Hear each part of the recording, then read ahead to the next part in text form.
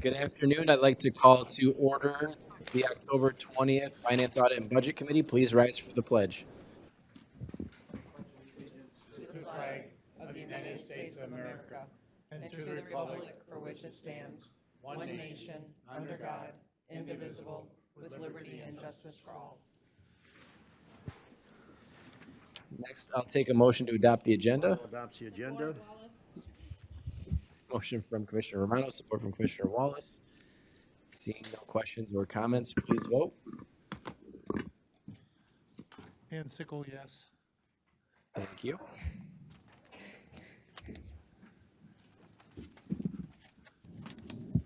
Motion passes 11-0. Thank you. Next is item 4. I need a motion to approve the Joint Government Oversight and Finance Audit Budget Committee meeting minutes dated October 7th, 2025. So moved. Support. Motion from Commissioner Haw. I'll give support to Commissioner Perna this time. No comments or questions. Commissioners, please vote. Van Sickle, yes. Motion passes 12-0. Thank you. Next is public participation. Anybody from the public wishing to speak on any item on today's agenda, you have 3 minutes. Come up to the microphone. Anybody from the public wishing to speak? Okay, seeing none, we'll close the first public participation. There is one more before we close the meeting.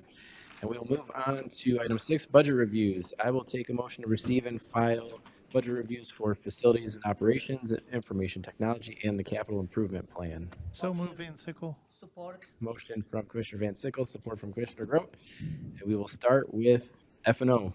Ben? Whenever you're ready, go ahead. Good afternoon, Commissioners. I'm looking behind me, seeing the IT department. I did not bring enough people for backup.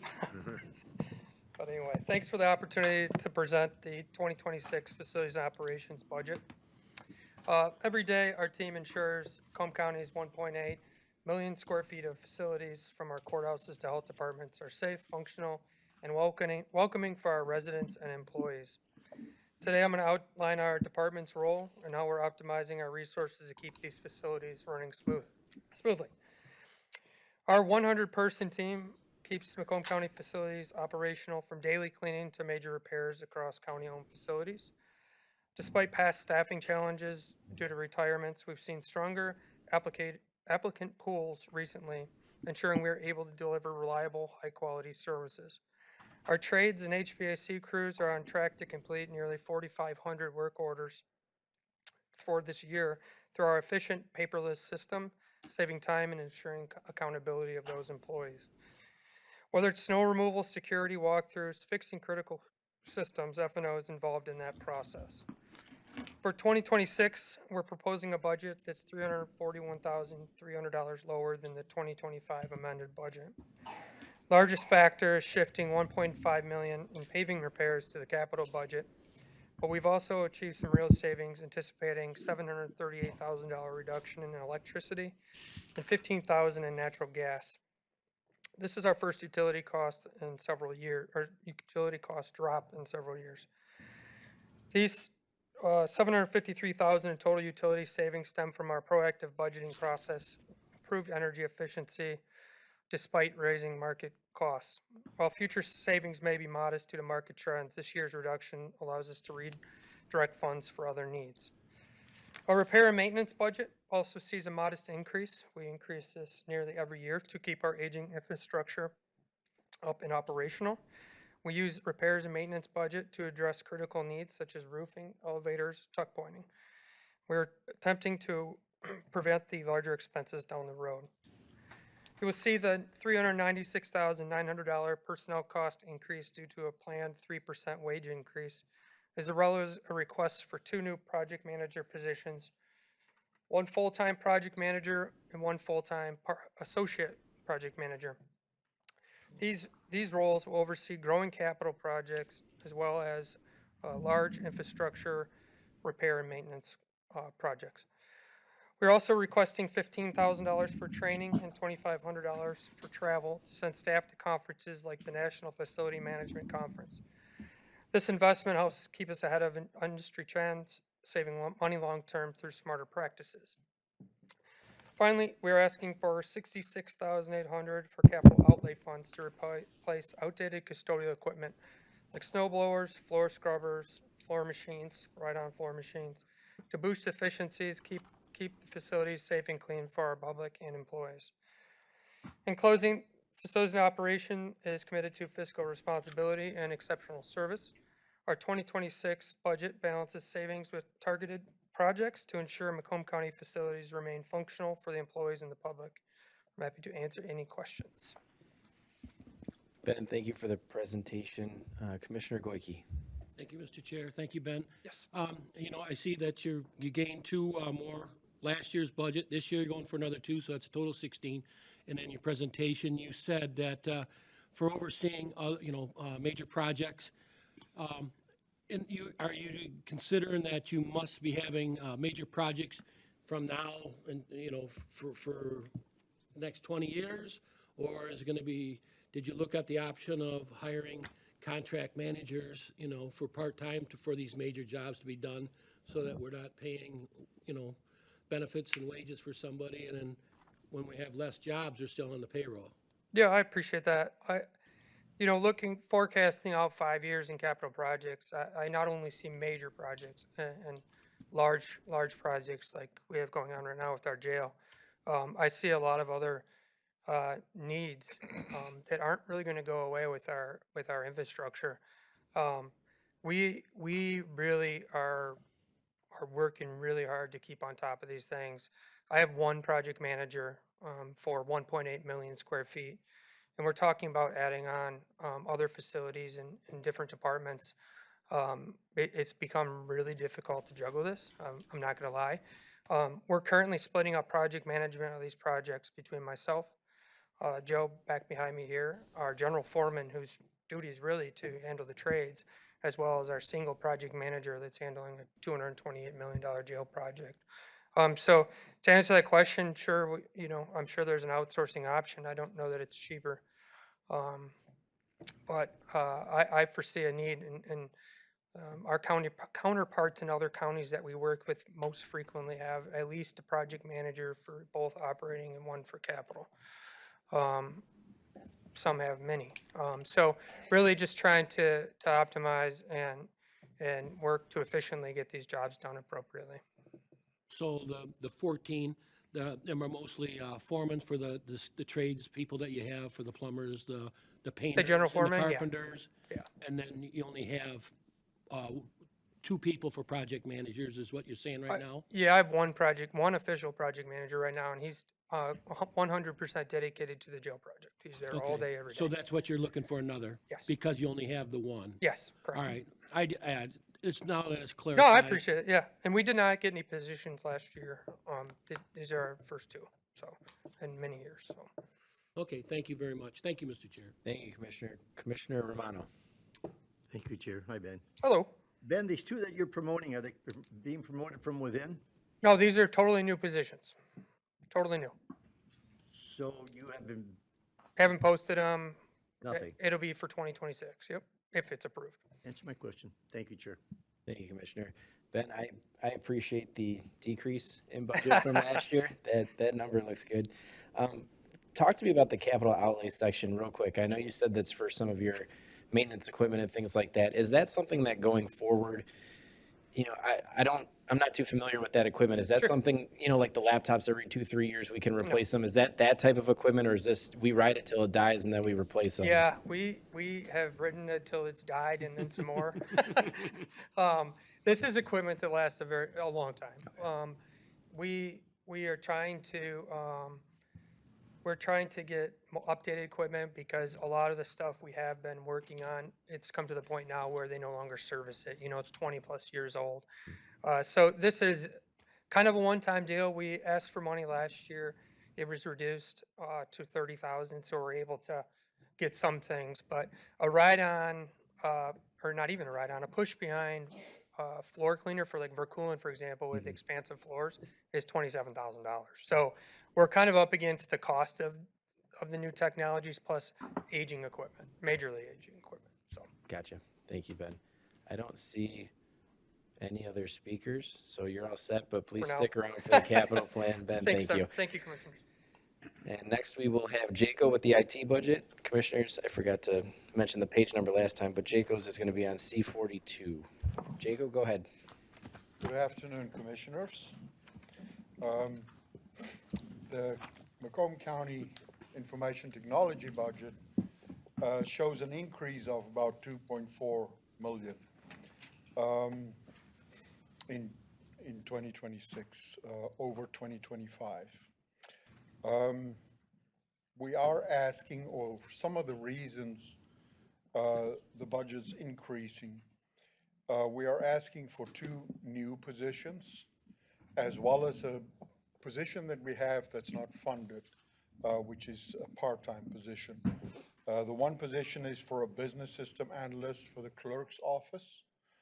And then the other position is a system technician for the prosecutor's office. Both areas where we have need and can put a full-time person in those positions. The part-time position is an intern position in IT. We've been making use of interns quite successfully over the past few years and would like to continue that. There's a 3% anticipated salary increase for my department. I think it's something like $180,000. We're also asking for $25,000 increase in our training budget. And the main reasons for this is that because of increasing demand with SaaS systems that we're implementing and the reskilling of some of our personnel because of digital transformation. As you can understand, in IT, things are changing rapidly. We used to be a break-fix shop where we just fix computers, and that is not the case anymore. Information technology is now in the middle of business process and things like that. So the roles of people are changing, and we obviously need to adapt to that environment. The maintenance budget is the biggest contributor with about $2 million added. The main contributor to that is the sheriff body cameras, which is around $800,000, $250,000 for Dell EMC, which is our server environment. We just came off a 5-year lease for that equipment. We own it now, but it doesn't have maintenance, so we have to we have to continue paying maintenance on that. And then we implemented Zscaler, which is a security environment beginning of this year, and the annual cost for that is $325,000. And then there's a bunch of smaller items that's all related, or most of it related to licensing increases at different locations, and it is about $340,000. I also just want to mention that in a conversation with Mr. Hackle, we've discussed bolstering our cybersecurity by asking for 2 new positions.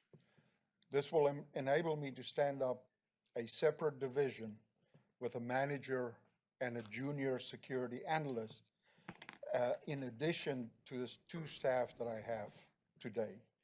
Vicki mentioned that in her budget presentation under other priorities as funding becomes available. There is significant pressure on us in this part of our business, as you must have seen in the news and surrounding government organizations.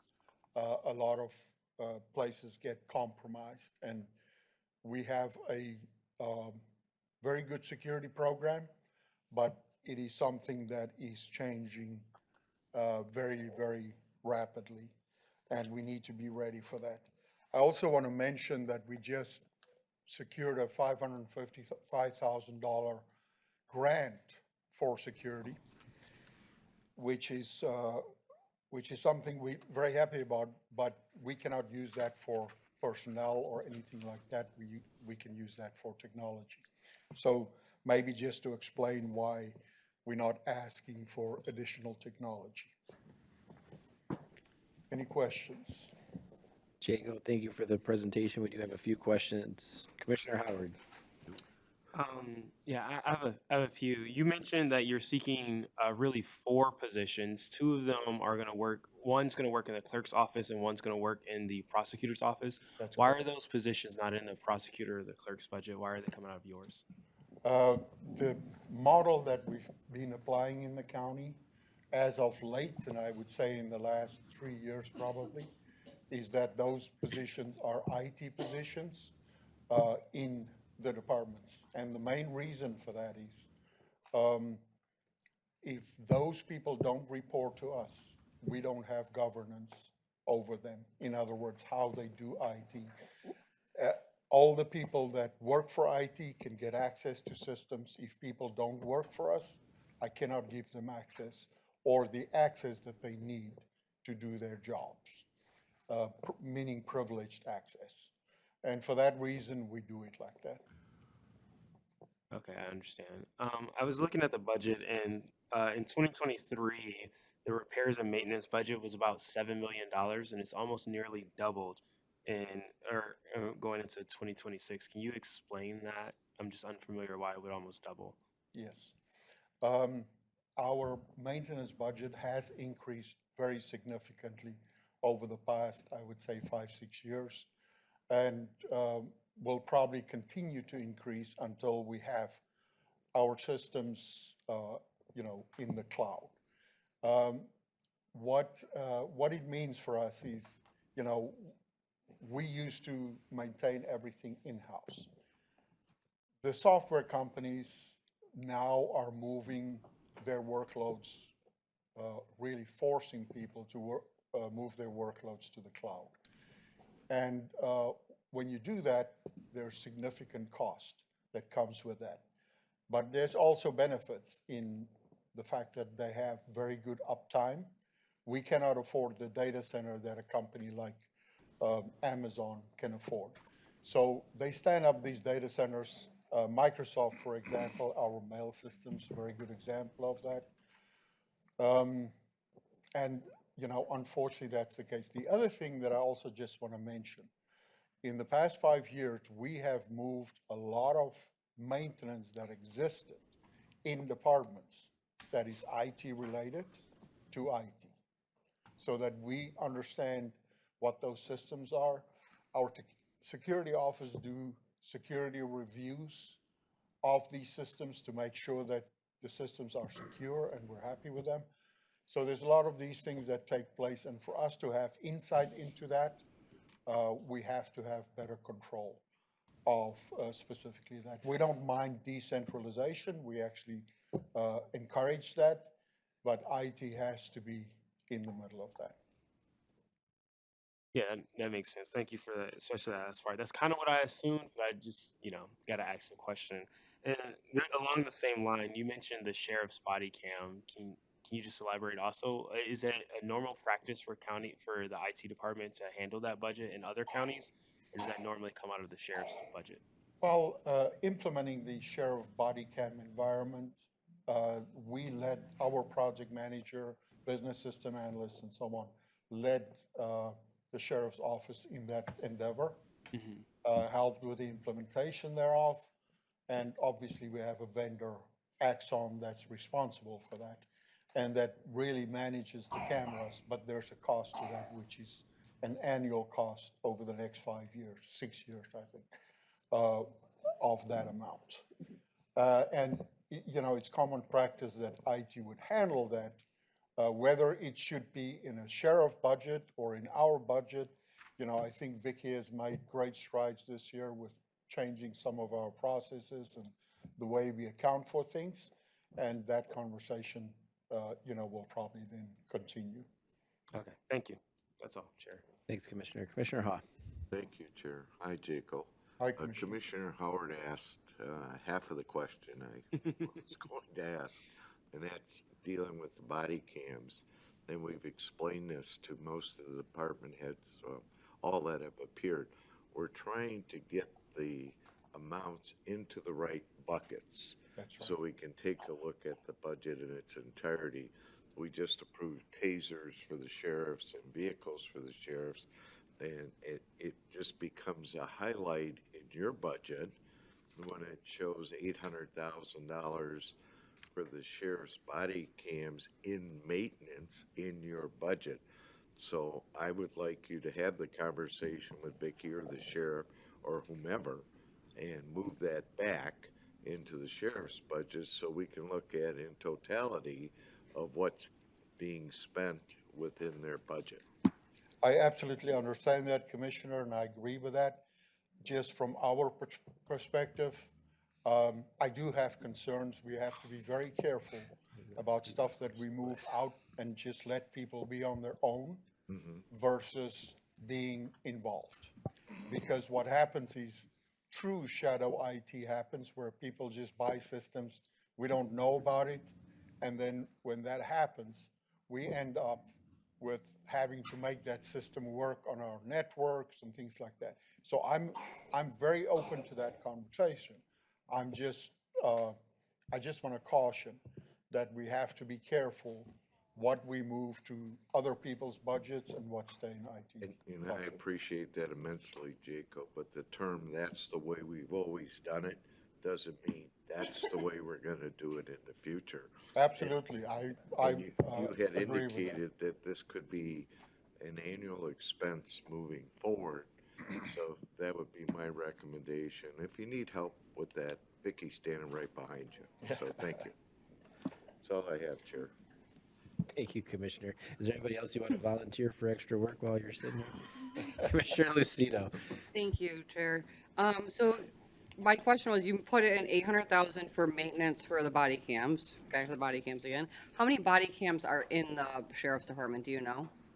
I don't know, Crystal, one of my project managers will know, but they have 3 shifts and, you know, however many officers they have, they Yeah, I'm probably just have. wondering how much the average maintenance costs per body cam, because, I mean, I would assume if we had 800 body cams, that's, you know, I can find $1,000 that a out for piece. you.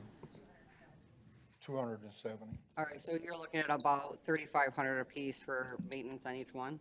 Yep. And then my other question was too, you mentioned the 5-year lease for the Dell DMC that we now own the equipment. Yeah. Do you know what our what we were paying for that lease per year? We used to pay, if I remember correctly, I think it was around about 360,000 per year. Okay, because I know you said you mentioned that you put 250,000 a year in maintenance on that equipment. So that's why I was wondering, like, is it worth keeping the equipment if we're paying $250,000 to maintain it over what the cost of leasing was? So that was my Yes, question. I understand that the maintenance initially, when you buy the system, was calculated for 5 years, and because they do that, they give us really, really big discounts. In other words, you know, way less than what we pay after the 5 years. After 5 years, the equipment's more expensive, obviously. We have a 7-year replacement plan with that system, so our goal is to keep the system going for another 2 years, and financially, we believe it's the better option at this point. All right, then my last question is this on the Dell also, is what line item was those payments coming out of capital outlay, or was what It was line item? coming from capital, Capital, okay. yes. Because I was just wondering, because if we were paying 360 and we're putting 250,000 into maintenance, like there should be a little bit of, shouldn't have been that much of a difference. All right, thank you. That's all I have, Chair. Thank you, Commissioner. Commissioner Goike. Thank you, Mr. Chair. Thank you. Simple question, I think, is just for my own education purposes on your training, and I'm 100% behind that because I understand you have to keep learning all the time. The budget is basically tripled since '23, from 20,000 now at 75. Is the money being spent for continuous education credits, or are we paying for college time, our people to learn it? How is it, what is, just go into the woods a little bit for me on We're that. going through that process right now again, but what we pretty much do is we target specific types of training for the types of work that my people do. And some of it might be certification training. We don't send people to certify, we send them to the training to be able to manage those types of systems. So that's really the main focus, is to make sure that people, and then when we implement new systems, many times in the implementation, we have training that everybody does. But depending on the administrator side, it can get pretty complex. And then we send people to additional training So to my be able to understanding- do that. Like when I buy new equipment and stuff, like for my excavators, now I'm using satellite for pulling grade and stuff. So I gotta send a guy to learn how to operate that, and this is basically the same thing. So we're paying their expenses and stuff as part of it, because it's all Exactly. part of work, and then they get the training. They can pass it on to other employees as well. That's correct. Very good, thank you. Thank you, Mr. Chair. Thank you, Commissioner. Commissioner Van Sickle. Thank you, Chair. On the training expenses, are those fees only for the courses themselves, or do they cover the employee's time while he's spent in the training? No, we give employees the time during normal business hours to do those courses. We either have to do that or we have to pay them overtime. So we give them time to either do the training by themselves or go and do training, say, a week at a location, where they get that type of training. But it counts as work hours. That isn't exactly what I meant. The work hours that we pay them for are not charged to the training budget, they're just No. charged to whatever. To salaries, yes. Okay. And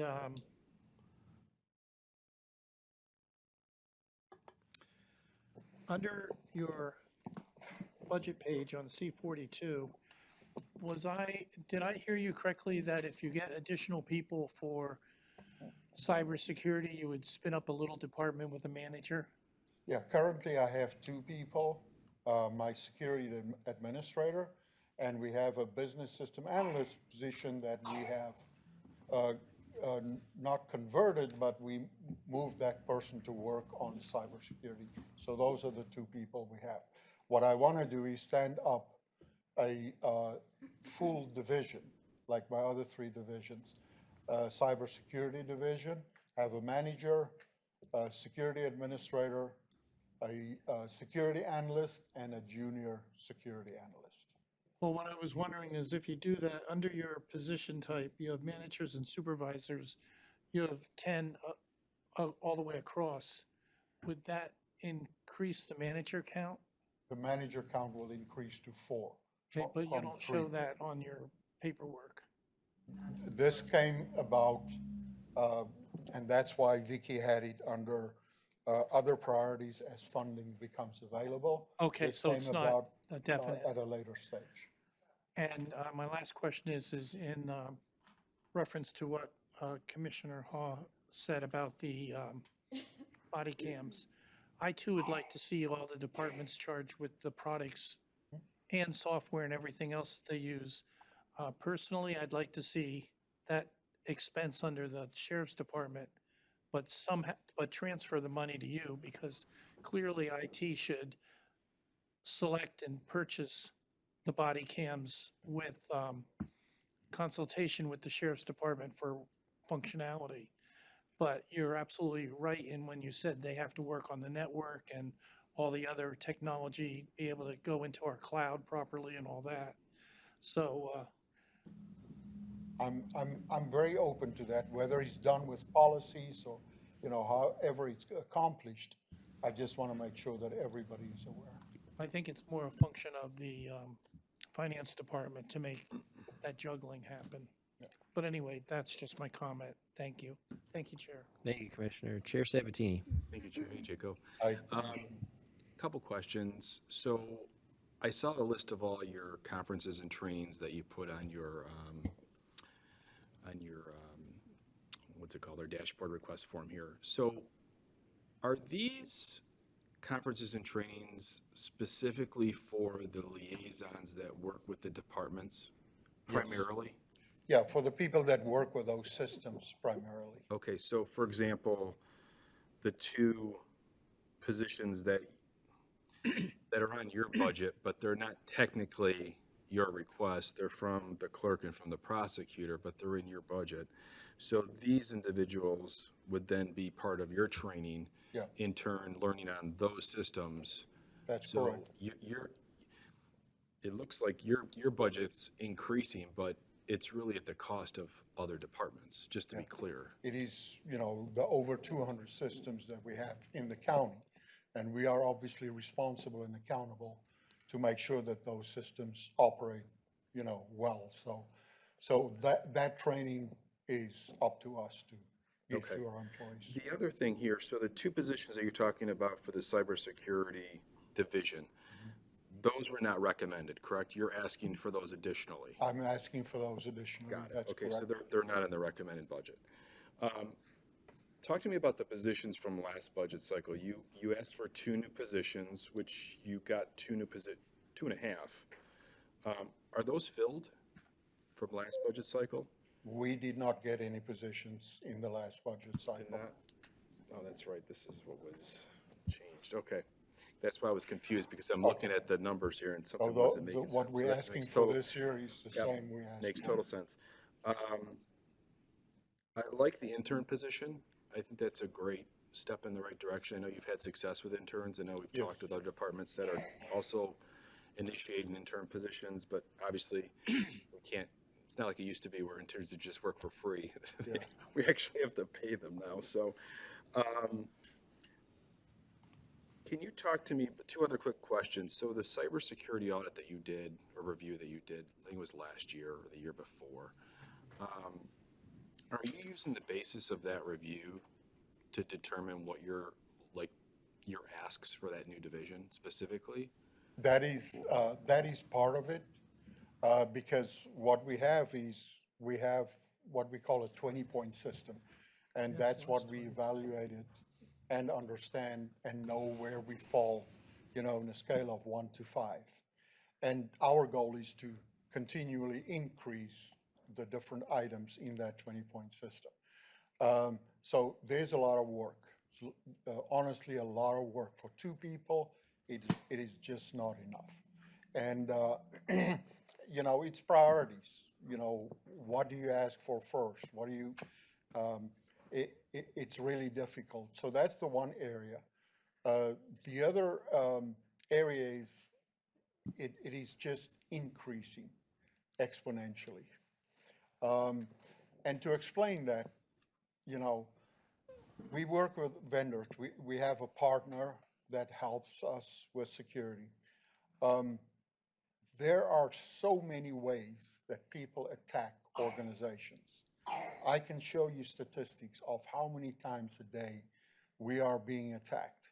Now, that sounds really bad, and it is, but if you don't have the right systems in place to protect yourself from that, and then that workload is one thing to implement the system and have that system, that information available, but you also need people to monitor that and make sure that they understand what's coming in, and maybe do analysis and things like that. It is not just pure data that tells you you've been attacked. The real thing is seeing patterns and things like that. And obviously AI helps us a lot with that today, but there's a lot of information coming in on a daily basis.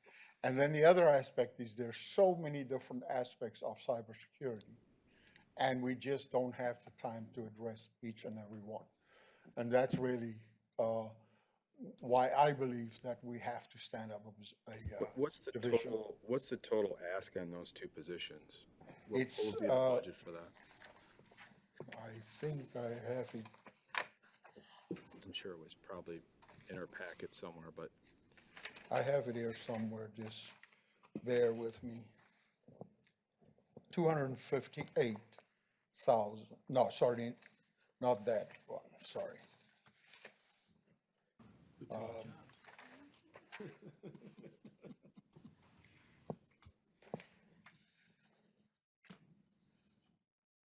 No, sorry, I didn't record it, but it's about Here comes 160 some help. plus 112. Thank you, Vic. Yeah, 166 plus 112. So 278, so you're actually pretty close. Pays higher than the executive gets. I said, that's higher paid than the executive. It's two positions. It's two- 166? Commissioner. But that's I'm sorry. with benefits. Last question, Jaco. Your indirect cost allocation, why did that double the revenue? Maybe that's a question for Vicky. Anyone know?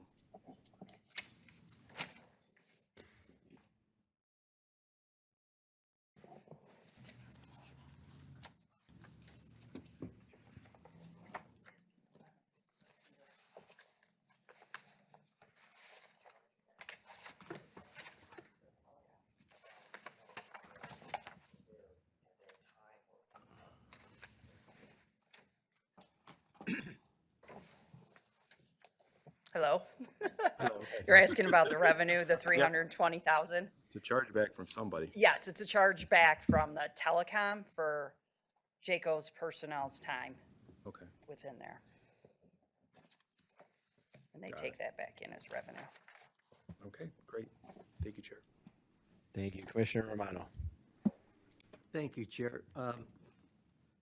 Actually, it's just a general statement, and I think we're all going to agree with this. You know, information technology, it's moving at warp speed. We would all agree at that.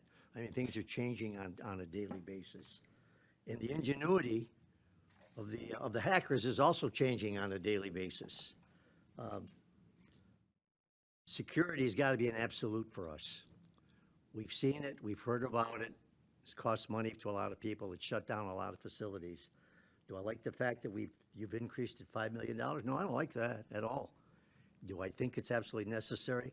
I think, yes, 100%. Whatever it takes for the county of Macomb to be secure, with the information that they disseminate to everybody out there, I think is just tantamount. And spending that kind of money, like I said, it doesn't make me happy, but I think it's an absolute necessity. That's it, just a general statement. Thank you, Chair. Thank you, Commissioner. Jacob. Commissioner Howard on the second round. Just a quick question. Can you explain what contract services, can you elaborate on those in your budget? I was looking at the FY26 IT comparison, and that budget is also almost tripled over the last 10 years. But can you just explain what is that? What we use that budget for is for specialized positions when we cannot appoint somebody to do that type of work. And what I mean by that is, for example, a project manager that can run construction services as well as IT services that has experience in the industry. It's going to cost us a lot of money. Our project management budget doesn't allow for that. So it has to be either done through that or, and then also specialized positions, like if we have data needs, for example, and we don't have a data scientist on staff. It is very expensive to appoint somebody like that. We would use that money for that purpose. So we have developers and architects and people like that that work in those positions. Thank you. Thanks, Chair. Thank you, Commissioner. Commissioner Grote. Hi, Jacob. Hi, Commissioner. Going back to the cybersecurity team that you want to put together, those extra positions, would they work from the office? Do you have a room? They will work for at least for the first 6 months from the office. Room right now, Yes. we don't have the room. We believe we will have the room by the end of the year. How many people you have still working remotely in your office? How many positions? It's hard to say because we bring people back 1 day a week, people that work remotely. I would say about 1/3 of my staff work in the office. The other 2/3 work remotely. and they come in 1 day a week. We want to change that to 2 days a week. And that's kind of the model that we're after. We cannot bring people in full-time. We gave up quite a bit of our space to the sheriff office to dispatch when that new facility for them was created. Our downstairs, about half of that was given to the sheriff office. And at that time, we had the discussion that if my people work remote, that they can continue to do that. When you hire those people, are they told that they're going to be working remotely? They will be told that they will work remote. They will work on-site for the first 6 months. After that, they will most likely work 2 days a week in the office and 3 days a week off-site. I still consider myself as a new commissioner. Please tell me, like 5, 7 years ago, how did the staff work? Was it the same scenario? Like We worked in the office, back then, everybody was in the office? yes. And everything But we had the changed? space to put everybody in the Okay. office as well. Okay, thank you. Thank you, Commissioner. Cue the space needs assessment that's coming. Jacob, I've jumped up on my soapbox every year, I think, in the spirit of Commissioner Carabelli, and it's not directed at you. It's just the state of technology and how it's supposed to make everything more efficient and things like that. Yet year after year, every department, we gain a person or two here or there. And it's the balance of efficiencies and personnel and that whole dance. So it's not necessarily directed at you, but you know, your budget continues to climb as it should with the changing in technologies and the expertise that we need. But also so does the personnel in every other department, which you would think over time would sort of dwindle because we're putting in this technology that's supposed to make for efficiencies. So just my soapbox. Jaco, you're all set, but please stick around for the capital plan. Thank you very much. Okay. Next, we'll have Vicky come up with the capital improvement plan. Please come up to the microphone before we switch over. And give us your name, because not every commissioner knows you. Hi, my name is Cindy Lang. I'm IT PMO manager. I just want to correct for the record the quantity of the body-worn cameras. I misspoke. I said 270, but to include the jail personnel, it was actually 485. So there's additional counts that I didn't include in that number. Thank you. Okay. Okay, Vicky, you're up. So commissioners, now we'll go to the capital improvement plan, which is in the back of your budget book. Again, as we've discussed previously, there is a massive amount of projects on this with an incredible dollar amount. We are obviously not funding all of those projects at the moment, but Vicky's going to touch on kind of the highlights of this plan. And remember, it is a plan. It is going to change as the year moves on and the years move on. So with that, I'll turn it over to Vicky. Great, thank you. Glad to be here today. You have, pardon? I am, I'm smiling, and it's a genuine smile. Sorry, Commissioner. Go ahead, Ms. Wahlberg, sorry. You're okay.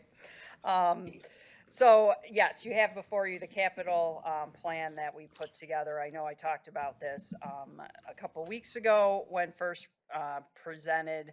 So I'll hit some of those highlights and then talk about a little bit of the plan and then some of the methodology and going into the questions that some of you have posed today. But yes, roughly we have a 5-year capital plan with $430 million of projects within the plan.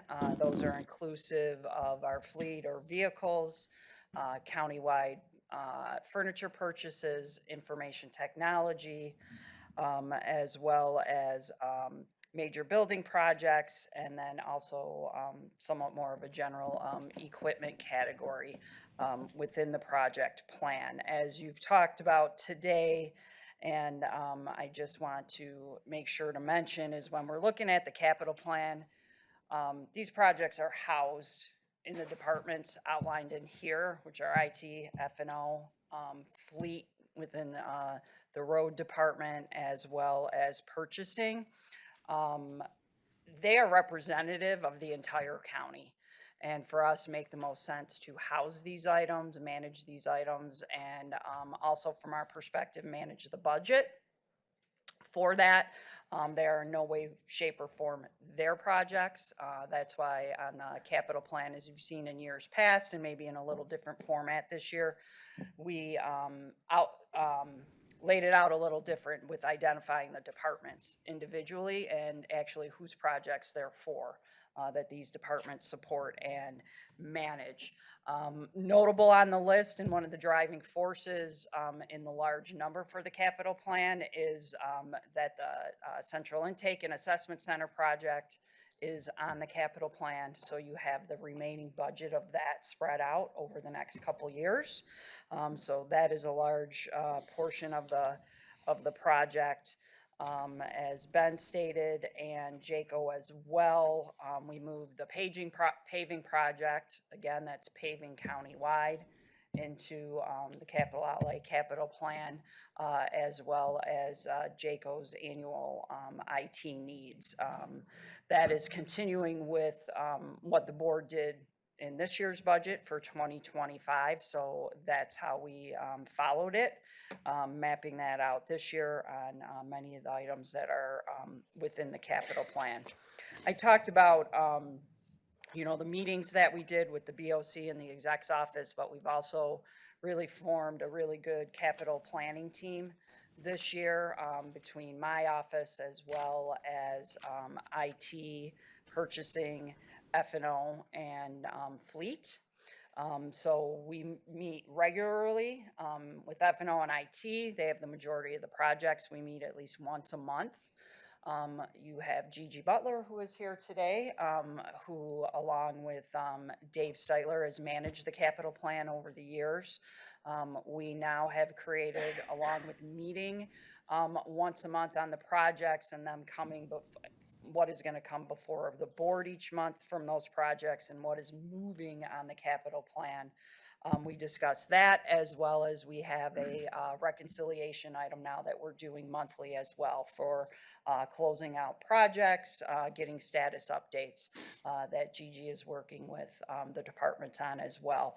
So we've really formed a really good team, a really good planning mechanism, but then also a maintenance, if you will, of where we're at budgetarily with the projects and the capital plan dollars that are available, as well as with the projects themselves. One of the decisions we made too, which has been in my time in the county and being here, aside from just this past year, I've seen the questions. I know I'm working with Ben and Jaco.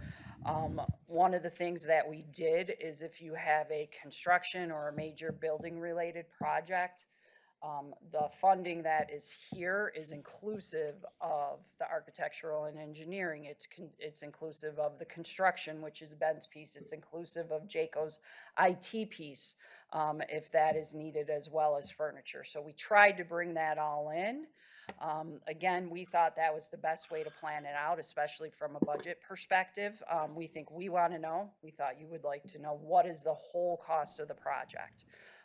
Obviously, when you look at the project, not all those pieces are happening at the same time, but the thought process is as the projects come forward, they'd be brought with a full budget and a full ask. And then that way you know that's in there, it's not missing. And then as those contracts come forward, as the project does, we would bring those forward. And some days it may be Ben in front of you if it's F&O related, other times it may be Jaco coming forward if it's IT. As an example. Some other, so I guess going in whether an item stays in a department's budget or makes it into IT and F&Os or here is on the capital plan, one of the things we did do was for a majority of the departments, we moved their capital outlay items into the capital plan. As the board did. I think maintenance is a little different when you look at that, especially within Jaco's budget. I will probably say many of Jaco's maintenance items were at one time a purchase off of the capital plan. And now it's being managed within his purview on a countywide basis. Over the years, I've heard, I think we've moved back and forth on where items go in budgets. So, you know, sometimes they're in the sheriff's budget or a department's budget and not IT's. It can become very confusing, especially on who is managing what. And also, I know it can be confusing or frustrating for the board sometimes when a department may not know exactly if it's in their budget, exactly what that is for, especially when it shifts from the purchase. Let's use the body cams. Sheriff knows what they purchased. They're part of the purchasing program. I think I sat on that committee a few years ago, as I know IT did. So you have the purchase, you have the hardware itself, but then everything that makes up that hardware is IT.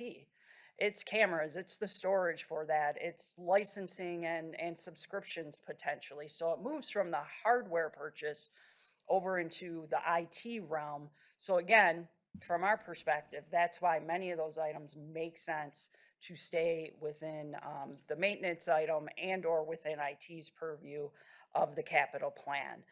So certainly we can look at that. I'm just trying to tell you where we come from, our perspective, and what we've talked about, not only over the years, but specifically this year, and also based on questions from the board, feedback from the board, and some direction from the board as well. I know Commissioner Kraft asked about highlights. I do not think you want us to go through line by line on every item. We can certainly take questions on them. I would like to point out some other items, and when you're looking at, we have 12.4 million available is what is in the budget to fund these capital items. Just some mentions of items that will be high priority in general based on what where we currently stand. So on the first page at the top, you have the fleet, and talking about the county general and the sheriff general vehicles. So I know going through this year's budget process, or this year's purchases, we talked about this a little. So one of the things we did clean up is for sheriff's vehicles that are tied to a contract where the revenue is in the sheriff's budget, we move the expense for those vehicles into the sheriff's budget. So they have budgets or cost centers for Macomb Township, Harrison Township, Washington Township, Lenox. If they're purchasing a vehicle, that expense and that revenue is all within that budget. So you will see that in the sheriff's budget, just like their personnel for those contracts are within that budget. We did move the vehicles here. So the items remaining in county general are for departments such as animal control or facilities, and other departments that don't have a contract necessarily. And then sheriff has general vehicles as well, right? They're not tied to a contract. They're part of their normal duties, such as for their detective bureau or some of their jail transport vehicles. So when we say general, these are all vehicles that don't have another funding source within them or a contract for them. So they are within this budget. We have a couple vehicles for community action that there is funding for through grants. Those as well are within those departments' budgets because they have the funding for it. A couple other items to point out here. Again, if you go to page 2 under information technology, you will now see the annual operational equipment needs budget. For IT, again, this was the item that historically was in JACO's budget in previous years. 2025, it was placed in the capital plan, capital outlay, so we kept it there this year as well. So that is an item that we're looking at. If you go to page 4, the purchasing furniture, again, historically purchasing's always had an amount that varies for furniture. And again, this was confusing sometimes between the departments and between purchasing of what was in whose budget. So we tried to, not saying it'll be perfect, but we tried to capture all the individual department requests. There weren't a lot, and move those into capital outlay, plus give purchasing some additional dollars for unplanned furniture needs across the county. So that's what the 260,000 represents within that line item. And then the other line item that I just want to point out that is in the equipment category is the sheriff's office tasers. And this was, the board approved earlier, the initial payments for this, and this is a 10-year contract. So we have budgeted that within the capital outlay, capital plan over the course of the next 5 years within this plan, but that is a 10-year plan. So that is within this area as well. I believe that's all the highlights I had. I don't know if you have questions for me, or if you'd like to switch to Ben or Jaco presenting some of their priority items.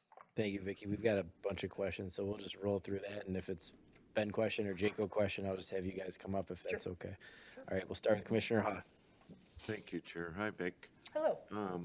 In looking at the 2026, and maybe this is for Jaco expenditures, I add up in excess of $1 million on workday budget modules, expense tracking, and then in 2027, it's almost a similar amount.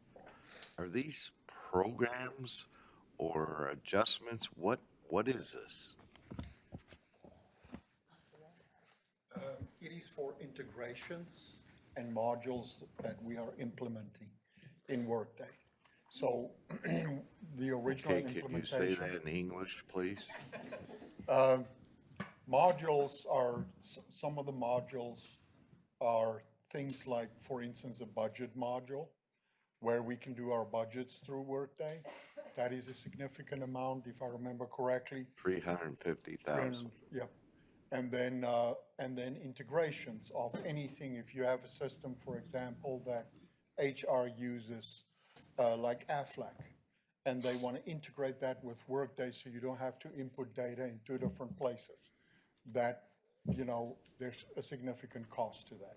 So we have quite a bit of integrations to do, and that has always been the plan, to do that later, because it was too big to try and do all of this when the project started. Okay, while you're there, one that I saw was Zero Trust Framework and DIP. What is that? Zero Trust is really just a philosophy when it comes to security, and that is what we're building out over time. And there's, different aspects of that. We have implemented quite a bit so far, but for instance, privileged access management is one of the items we want to implement in Zero Trust, which means that if you are an administrator on the system, and we apply that kind of manually at the moment, but it's very difficult to do that. But if you have access to a system, you should have higher security around that system, because if those accounts are compromised, they can do more damage. So when you talk about multi-factor authentication, which everybody has today to log into their emails, that's one way of doing it. But then to take an extra step and make those people more secure, that is what you get with privileged access management.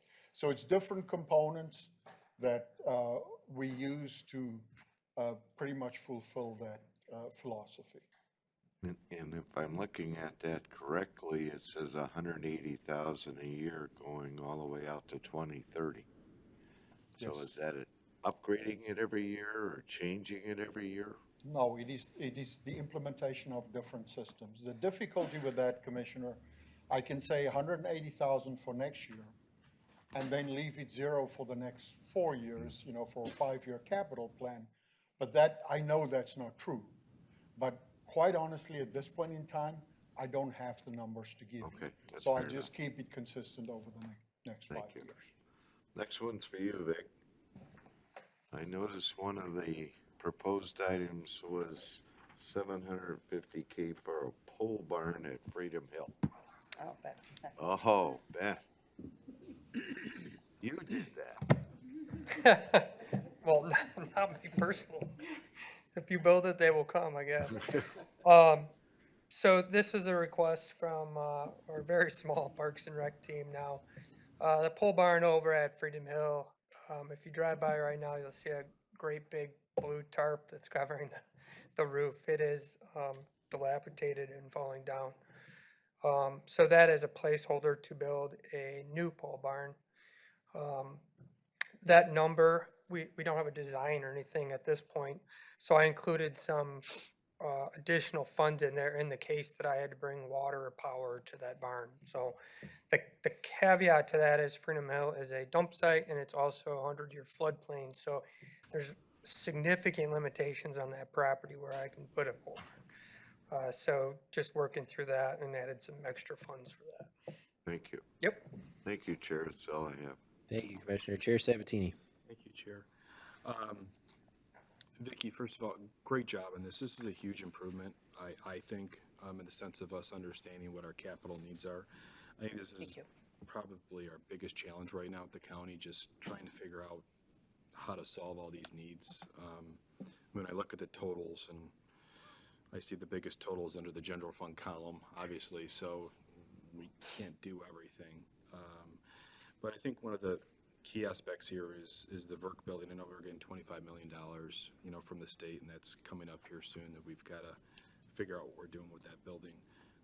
So that's certainly at the top of my list in regards to, how we're going to handle that. I know we have a tour, I believe it's this week, over at the health department, so hopefully, commissioners, you can attend that. But in general, I think this is a huge improvement in the sense of us having a plan, and understanding what our needs are. I know before we used to have these buried in our budgets and we couldn't really understand. Every year they would change, and this is much more conducive in the sense of understanding the next 5 years what we have to appropriate funds to. So thank you for taking this on, and I know Gigi had a big part to do with this as well. So thank you for you and your team for working on this. Appreciate it. Thank you.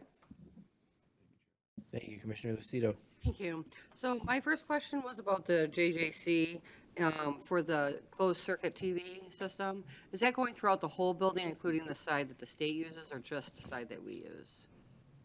The state paid. That system, Commissioner, is a closed circuit system that's been in place for many years, and it's replacement of that.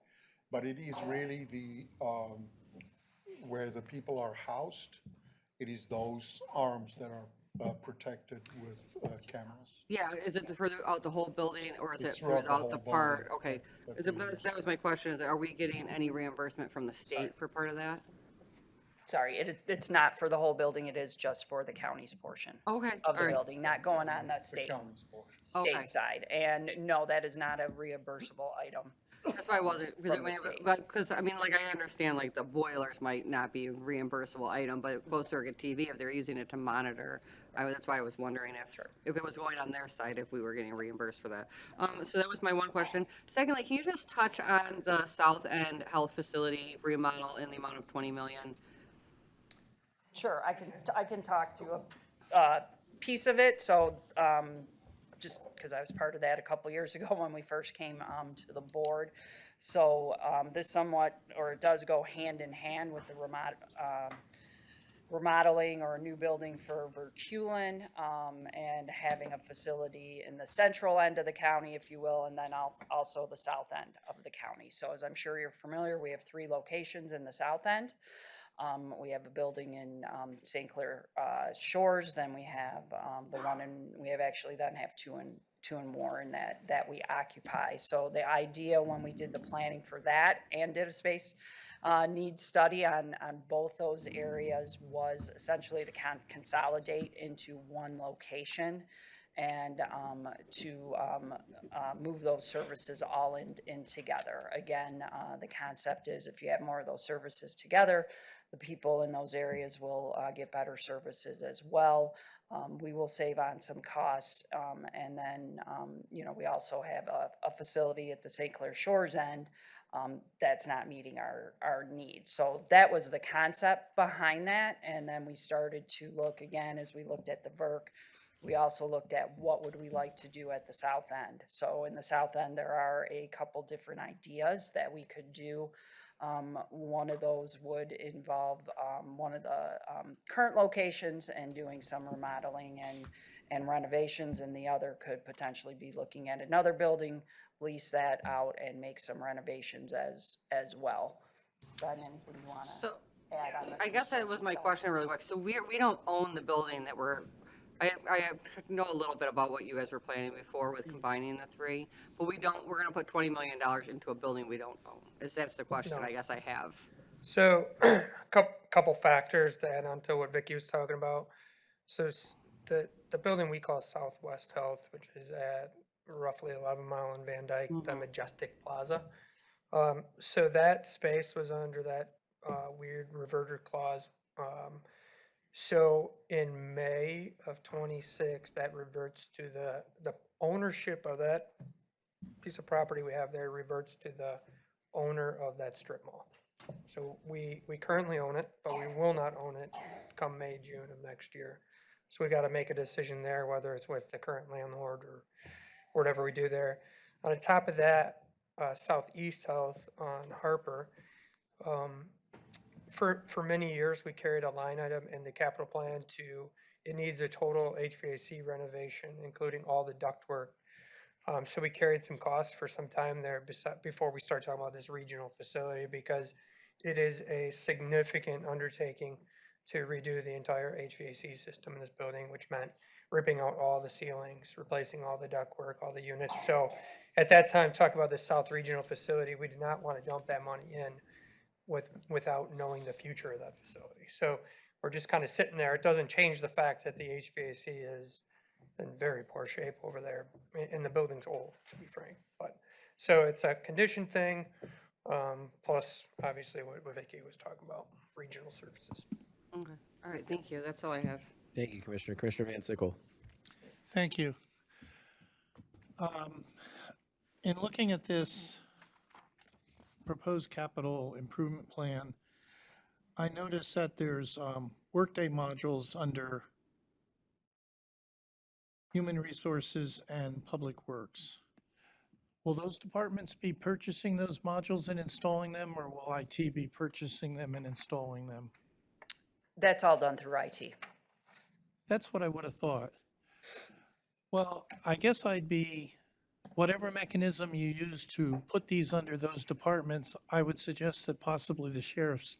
So if you I'm look at. going back to that, I'm suggesting possibly the sheriff's body cams could be, use the same mechanism that you use for these to charge them to the sheriff's department, and yet have IT be responsible for purchasing them and installing them.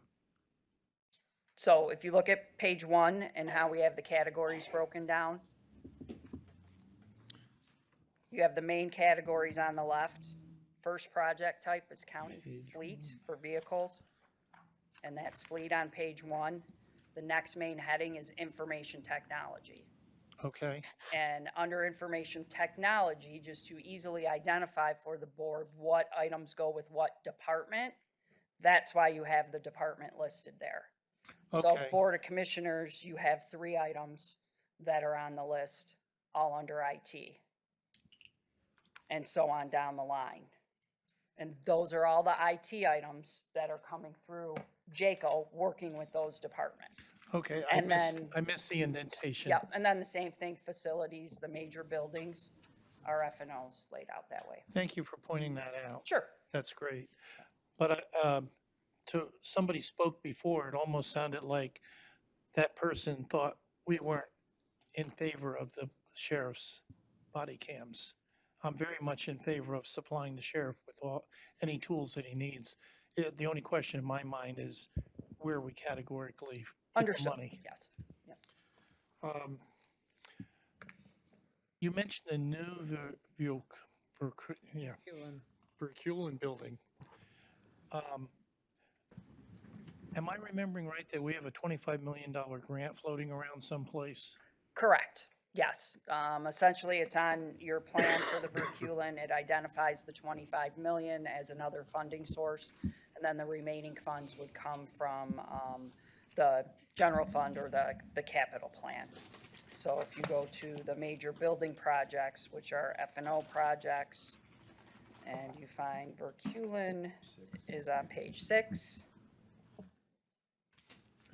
Total cost, estimated cost is 72,000, and then the far right is where we break down the funding sources. Okay. So you'll see the 25 million is referenced there as well. And which brings me to the Central Intake Center. I didn't see any alternate funding sources on that, did I? So the alternate funding sources for that project, the reason you don't see it is because we've already moved all of those dollars, and the jail project is already a capital improvement funded project. So that's why it's listed under the capital improvement fund for the funding source.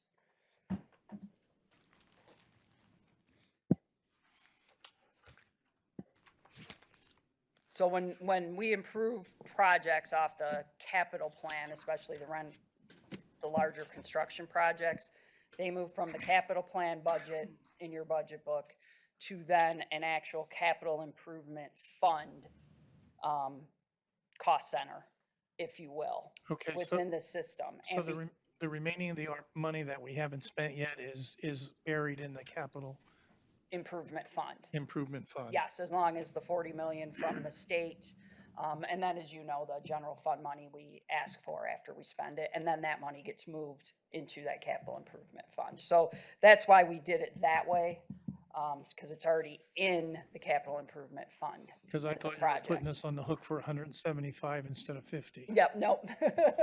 No, it's all inclusive of all three funding sources. Good to know. Yep, no, good question. Thank you. You're welcome. Thank you, Chair. Thank you, Commissioner. Commissioner Howard. I have a few questions. The first is, what is a bright sign, and why do so many departments need it? Bright sign is, it's the technology where you have television, where you can display, for example, you know, if you have a department that has a list of people, you know, 1, 2, 3, 4, 5, that's in line for, you know, a cashier or something like that. You can display it there. If you want to display anything for your department, that's what that is being used for, like you see in businesses. Okay, I understand what it is now. I'm just not understanding the need for so many departments to have that, but I guess we'll deal with that when they come up before us and ask for it. If I understand correctly, like what we've budgeted for capital improvement is about $12 million. What I don't understand is what exactly is that money going towards. I understand that this capital plan is our wish list, but like as a business owner, like I have essentially capital plans that I want to purchase for my equipment and things like that, CNC machines, all that stuff. So I have my wish list very similar to this, but I know what money I'm making this year. I know what money I'm making next year. So I have an idea, okay, in 2026, I'm purchasing this machine, this machine, this machine. I don't see that anywhere in this, and maybe I missed it. I'll chalk it up to being new. I know some of the things for the capital outlay budget and that $12 million, we've already committed to appropriating. The tasers is being one, so that's almost $500,000, $442 million that are already going. And then you mentioned three other things that you were highlighting. I missed the dollar amount for the second one related to IT, but that's still, if you take the tasers, the other two items that you mentioned, that's still only about $4 million. And so what is the other 8 like going towards? Because I know this is our wish list, but if you put together a plan, there's some priority list or some idea of what you want this $12 million to go towards. I'm just not seeing that anywhere in the budget book. Sure, and Ben and Jaco can outlay their priority items, but in looking at a capital plan, it's historically, and not saying it can't change, but even with other places, you try to identify all of your projects comprehensively because what ends up happening many times is the plan's very fluid. So as Jaco and especially Ben can tell you, they can have the best laid plans that this is their priority project. But for one reason or another, because there's many pieces to it, it may not actually happen. So then something else gets moved up on the plan. Sometimes there's an emergency that happens. Many of these plans, especially on the F&O side, are long-term plans. So they can put it on the plan, but it could take, I know Ben's told the board before, sometimes items or even IT world, they're 6, 9, 12, 18 months out. From actually getting those items. But I can have them come up if you'd like, Commissioner Kraft, and have them talk about a couple of their priority items for this year. If that's okay. Yeah, that's fine. it. Ben, you want to start? So, as you can see, I mean, I have a lot of, I have a very robust capital plan, and there's not a whole lot of these I would consider fun.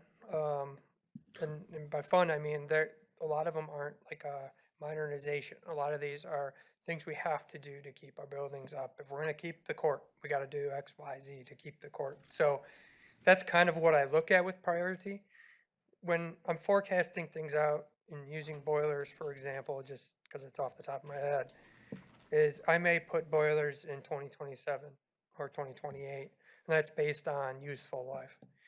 If we're lucky, it'll last past 2028, and maybe that can shift that. But if we're unlucky, tomorrow the boiler goes down, and then I got to move those funds to fix that boiler. So mine are very much moving targets, and I try my best to keep them where they need to be.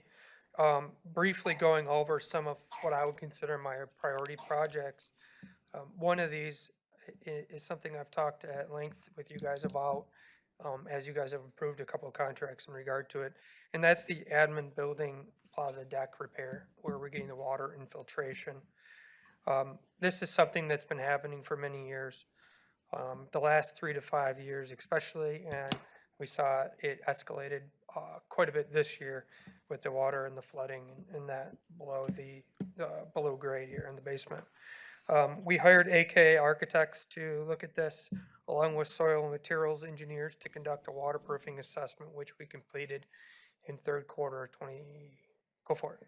No, I remember that totally. Yep. This is you're answering a question that's not quite my question. You So don't I want- just I thought you wanted me to explain my priority items. That's what you had asked for, Commissioner. that's, Right, going no, into it wasn't. next- It wasn't the question. It was open up to the floor, but that's not exactly what I was asking. So I'm looking at the capital outlay budget, and on the total projects under 2026, it says the total for all projects is $294 million and some change. Is that correct? But we've only budgeted $12 million. And so, like, I totally understand, like, when needs come up, things get reprioritized. Like, I was planning to buy a $10,000 CNC machine. Stuff happened with my mom. I had to go help her financially, like, with her house. So, like, there goes my CNC machine. So, like, I understand things move in and out, but in 2026, I know I'm going to buy these machines, except for, like, a drum sander came up for sale. I got that instead of something else. I'm just trying to understand, out of the $294 million in 2026, what are we really trying to spend the $12 million on? And, like, what is in an ideal scenario? I know things change and things will move around. I remember the waterproofing and stuff that you came before, was it in April or March, talking about that? So I remember that. I just don't have a grasp on, ideally, what are we going to spend this $12 million on, understanding that that might change. Does that make sense? Yeah. Ben, did you grab my packet? So, a couple of things. So I can run through the ones that, again, are as for sure as we can get to at this point in time. But again, it's still very fluid. And this is how the plan. So if you go back up to the fleet item that I mentioned, $1.9 million, that is what the vehicles are. for next year that they have laid out for fleet. So it's 1.9. If you go to page 2, you get into the annual operational equipment needs countywide, the 2.3 million, and Jaco can speak to this better than I can. That's a budget amount. Now, I don't know that he's gonna spend the whole 2.3 million, but I know over $1 million of that is all the new computers that have to come out of that line item. So again, Jaco has wiggle room, right, to be able to decide now are all those coming in and what else is needed. And then you have the tasers on the list that I mentioned. Purchasing and the furniture would be another item that I see moving forward. After that, both F&O and IT have a number of projects that they're working on now and planning in that, and which one comes before the other type of thing, and what will be coming before the board. I think a lot of that has to do even with what we're doing this year within the capital plan. Some of these projects, right, if we don't do them one year, then they move to the next year potentially and move around. So I understand what you're asking for, Commissioner Howard. It's hard to do. We can go back and take a look at trying to give you a better idea on that.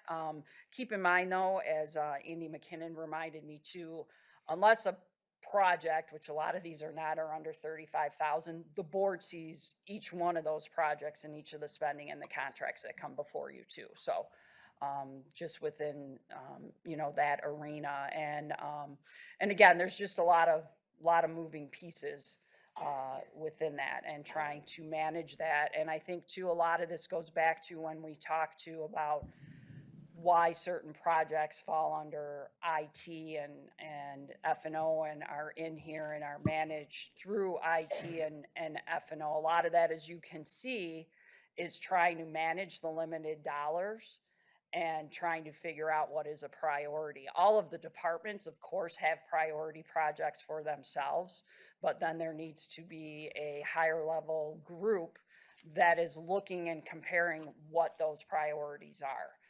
So that's what part of keeping this centralized happens as well. As you hear from departments, right, and we'll continue to hear from departments, we hear from it, where's my project on the list? You know, and some of it's trying to do the best that we can, and really they do a great job of managing that over some of the department needs versus maybe what are the facility needs and or from IT, a cybersecurity or an IT infrastructure need that, yeah, a department may want that particular software or program, but if the infrastructure's not there, software is not going to do us any good. So I don't know if that helps or not, but we can take a look at that and coming up with a better list for you. No, that's exactly what I was asking for. I was trying to add things up on my calculator while you were saying, and that's about $9 million right there. Right. And so that's really what I was just trying to understand is like, what exactly is this $12 million potentially slated for, understanding that it is extremely fluid. I think as projects move along, as we go on throughout the year, it'd just be helpful on like, I think we discussed before, like an update on the fund balance, maybe an update on, hey, these are some potential like ones that are more solid that we're going to do. But that's exactly what I was asking for. Thank you so Okay, much. good. You're welcome. Yeah.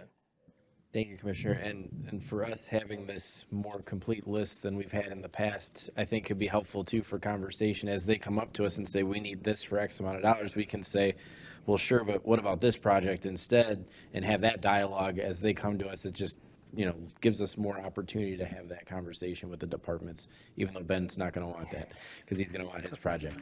But having said that, I see no other speakers. Thank you all, commissioners. Please vote.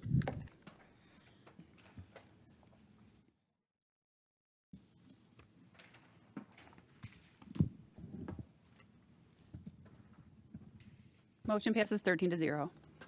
Thank you. Next is item 7. We have an ordinance to amend in their entirety previously adopted comprehensive contracting and purchasing policies and procedures ordinances and associated ordinances and associated resolutions, and to provide penalties and consequences for violations. Wow, you guys. I'll take a motion to receive and file. This is for discussion purposes only. So moved, Van Sickle. Motion from Commissioner Van Sickle, support from Commissioner Lucido, and I will hand this over to Chair Sabatini to start the discussion. Thank you, Chair. Commissioners, this is, this policy we've been working on for quite some time. This is something that we've been trying to make revisions to. I formed a work group on this to get it to the finish line. So basically today, this is a draft format. It's redlined. We've given this draft to the executive, who is circulated to purchasing, IT, some other departments, for their feedback. We have a meeting scheduled with them on October 30th to talk to them in regards to their suggestions relative to what we've drafted here. But I wanted to give everyone a chance here on this board also to review it. We'd like to get this passed here in next month in November,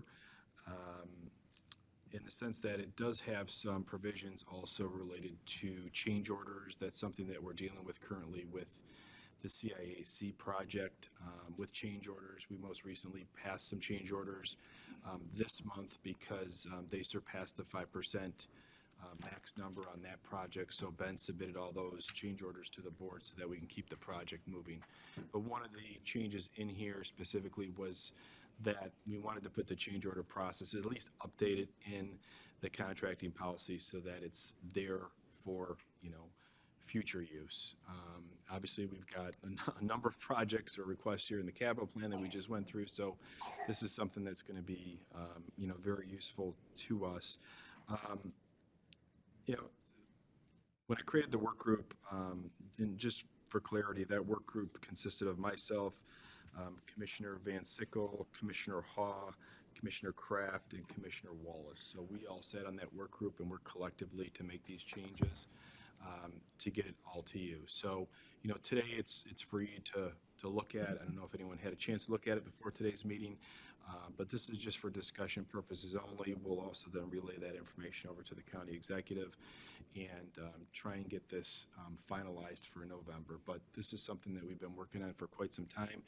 I'm just trying to get it to the finish line. I said I would get it done by the end of the year, so if I'm 30 days ahead of time, I think I've met that goal. But I'll leave it up to that chair just for any questions related to the policy. And commissioners, if you have any questions, if you don't have any here today, certainly reach out to anyone that was on the work group.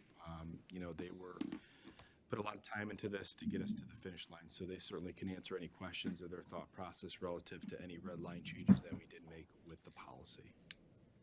Thank you, Chair. Are there any comments or questions for commissioners at the moment? Seeing none, please vote.